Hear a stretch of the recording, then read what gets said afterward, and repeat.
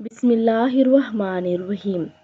रसूलुल्लाह सल्लल्लाहु अलैहि वआलिहि वसल्लम का फरमान है कि नेक आदमी की अल्लाह के यहाँ कदरदानी।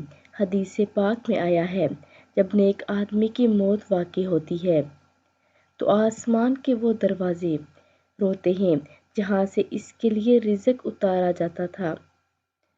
ज़मीन के वो टुकड़े रोते हैं जहाँ बैठकर नेकी और इबादत किया करता था।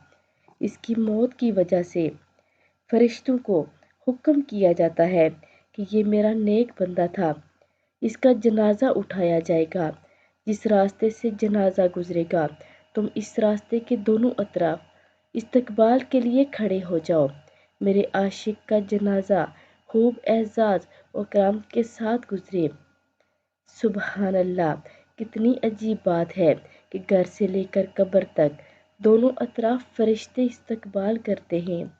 हदीस पाक में आया है कि हज़रत साद रज़ी अल्लाह तआला अन्हु के जनाजे में शिरकत के लिए इतने फरिश्ते उतरे कि नबी अलैहिस्सलाम के बल चल रहे थे, पंजों के बल चल रहे थे। किसी ने पूछा, ए अल्लाह के नबी सल्लल्लाहु अलैहि वआलिहि वसल्लम, ये क्या? फरमाया, इतने फरिश्ते आसमान से उतर आए हैं कि मुझे पाँव रखने की जगह नहीं मिल रही। नेक लोगों के जनाजे इतनी शान से उठते हैं।